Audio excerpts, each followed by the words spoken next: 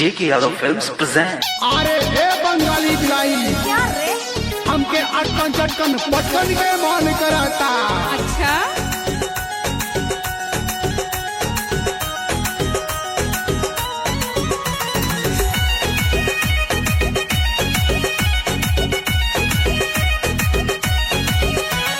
हमहू तो हरी बंगाल वाली पारी का तू निहारेला हमके हर घर। हमहू तो हरी बंगाल वाली पारी का तू निहारेला हमके हर घरी। ज्यादा बोलबे तो एक चाटी मार देबो रे, ज्यादा बोलबे तो एक चाटी मार देबो रे। तोरा ऊपर के ऊपर के ऊपर के, तोरा ऊपर के ऊपर हम हार देबोगे, तोरा ऊपर के ऊपर हम हार देबोगे। हमहू तो हरी बंगाल वाली पारी का तू निहारेला हमके हर घर।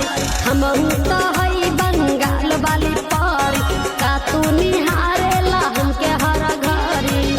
ज्यादा बोलबे तो एक चाटी मार देबो रे, ज्यादा बोलबे तो एक चाटी मार देबो रे।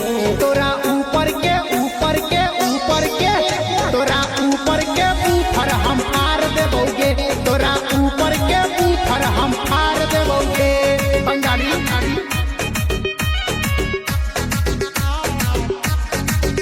तोरा ऊपर के ऊपर हम हार देबोगे।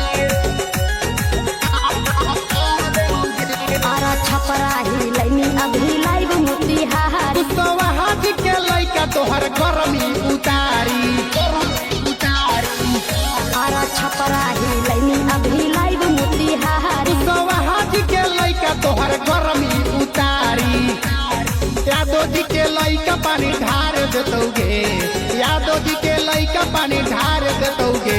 तोरा ऊपर के ऊपर के ऊपर के, तोरा ऊपर के ऊपर हम हार देबोगे, तोरा ऊपर के ऊपर हम हार देबोगे।